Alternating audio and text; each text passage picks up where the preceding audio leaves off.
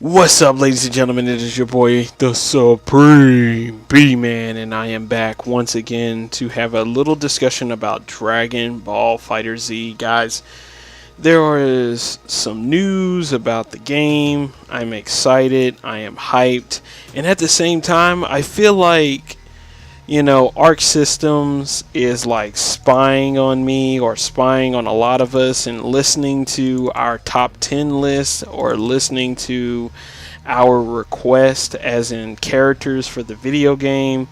And guess who just got announced for the game? I know I'm pretty late on it, but I'm just going to jump in on it along with everybody else who, for anybody who doesn't know, Nappa and Captain Ginyu got announced. Now, Nappa wasn't one of my top 10 characters that I wanted in the game per se.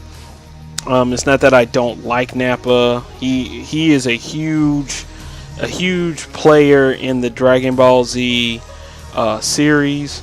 He mainly showed up in the Dragon Ball Saiyan saga. And he did a lot of damage. Like, literally, he destroyed a lot of stuff. He caused a lot of deaths among the Z Warriors. He killed, well, technically he didn't kill Yamcha. Cyberman did. But he killed Tien. He killed Chaozu. He even took out Piccolo. So he took out one of the finest Dragon Ball Z characters within the series at the very beginning of it. Before all the Super Saiyan, God Super Saiyan craziness got on, at one point in time in the series, it was very baseline. The characters had only, somewhat reached their level at a certain point and never really got any stronger since then. And at that time during the Saiyan saga, Nappa and Vegeta were probably their most strongest opponents ever. I mean, it was so bad that Piccolo had to turn from being the bad guy from the Dragon Ball series to being the good guy in this series. And this is where it all began with his relationship with Gohan and stuff. But nonetheless, Nappa being introduced in this game as like maybe a heavy set brawler. More or less being the tank of the fighting game, pretty much absorbing a lot of hits, kind of like Incredible Hulk does in Marvel Infinite. Just constantly taking damage, but yet still being able to move through some of the more normal attacks without taking hit or any stun or anything that would most characters would have. I hear that he's going to have Cybermen as one of his special attacks. So Cybermen will either show up and try to claw your eyes out, or they'll try to grab you and explode. I can see that being a thing, and that's really interesting. I hope he gets that one technique that he did in the very beginning when him and Vegeta landed on Earth, and where he did the little finger up and then it just eradicated an entire city. I hope we get to see that. From the promotional art, you can clearly see that he can do the eraser cannon. At least that's what I think that's what his was. The mouth laser beam that he did in one particular scene of the show. But I think it's the one attack that actually killed Piccolo. I'm not for sure. I'm not definite on that one, but I'm just going to say that that's probably the technique, the one attack that actually killed Piccolo within the Saiyan saga. But other than that, I really was kind of really hoping for like Broly to be introduced. I was really hoping for Broly to make it, or maybe Kale at some point down the line, but I'm not disappointed by this by any means. Nappa will be a very interesting character. The one thing I want to know is how is he going to fit in the story mode, because either they're going to wish back Nappa or something like that, or he's just maybe a flashback, or maybe the villains brought him back to life for a greater purpose. Who knows? Maybe he could be the all-time greatest villain. Maybe he's coming back to annoy Vegeta, like Vegeta. Ghost Nappa returns, son.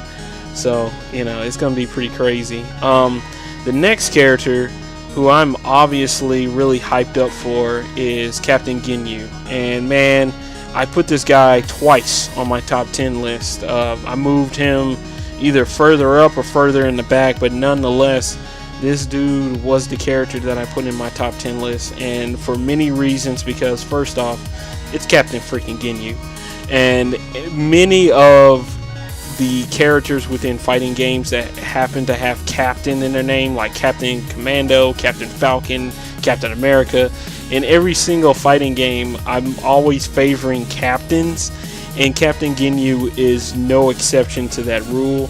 And I always liked Captain Ginyu. I loved his themes.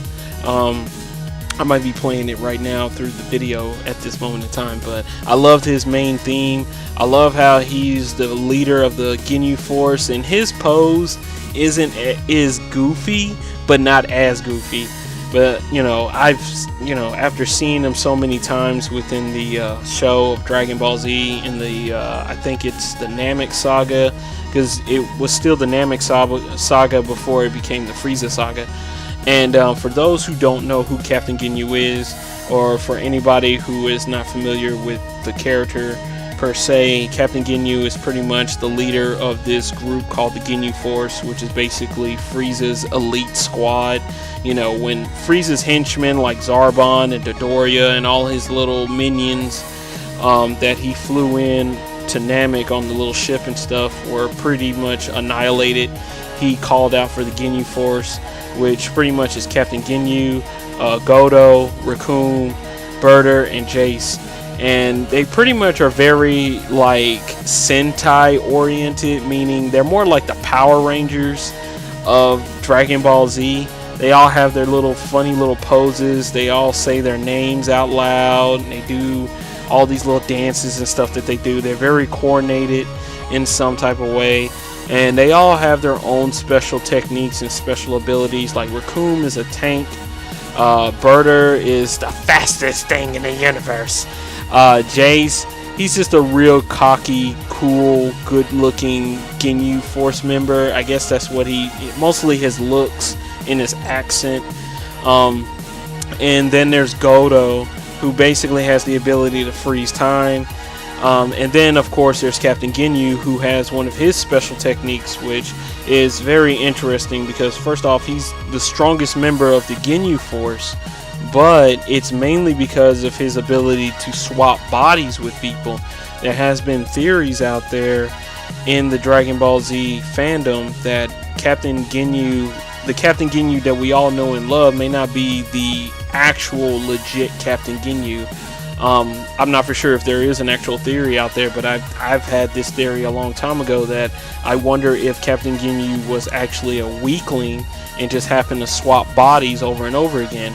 And just to clarify, Captain Ginyu has an ability where he can swap bodies with you, and I have mentioned this numerous of times in my top 10 list that, you know, having that ability to be able to swap with your enemies at the last moment, especially on that moment where you only have like maybe 5% health left and you're about to get hit and only one hit will just win the entire match, you can easily pull that move off, swap bodies with your opponent, and you can pretty much win the game. Some people may think that actually would be a 100% game changer, but I'm pretty sure it's going to be hard to pull off per se, because I'm pretty sure they might.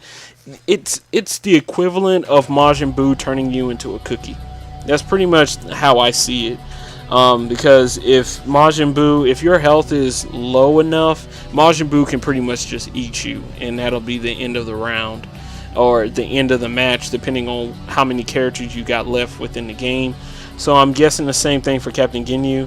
I don't know if you're going to 100% control that character. I don't know if you'll return back into the Ginyu body after the round is over, or you just completely take over that person's character. Like if he was to swap with Goku, you'll be Goku for a limited amount of time before you switch back, which means you have to win the round with that Goku character. Yeah, I think that would be probably the best way to explain it, and hopefully that's exactly what happens when you swap bodies with Captain Ginyu. I think honestly, I don't see any problem with that. It doesn't bother me none, because you know that's what people used to do when you played the Budokai Tenkaichi games, or Budokai or the Tenkaichi games, or even Xenoverse. If there's any type of Captain Ginyu character, he always had that ability. He always had that particular technique where you can easily swap bodies with somebody, and you would become that character throughout the entire round, you know. So I can see that happening, especially if somebody doesn't know how to play with Captain Ginyu. They are screwed, man. They are screwed. So I would say to any of you pros out there that are already playing the beta and out there playing the game, just to let you know, you better be careful and be ready to know how to play with Captain Ginyu. Otherwise, you're screwed, man. That's literally all I got to say about that. But the other cool thing about Captain Ginyu is that he can control the entire Ginyu Force, and just like Nappa, he can call in Raccoon, he can call in Berta, he can call in Godo or Jace, and they'll probably either become meat shields, or they'll shoot beam attacks, or they'll do some type of combination move, or you know, they might do a special move like Godo's time freeze and might stop time for a few minutes or for a few seconds. I ain't gonna say minutes, but you know, we never know until we get like a definitive trailer. So I'm really excited for that Captain Ginyu made it, and honestly, I would really hope that we get more characters before the game launches. Hopefully they can stray away from Z. I really am looking forward to see if there's going to be any super characters, you know what I mean? Kind of like certain characters as Dragonball Fighter Z continues on.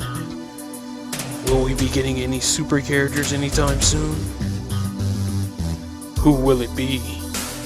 Will it be Khalifa? Will it be Kale? Will it be Jern? Or will it be Hit? You decide. Leave your description below and let me know what characters you're looking forward to. And also share, like, and subscribe for more videos just like this. As always, I am the Supreme B-Man, and I will see you guys next time on Dragon Ball Fighter Z.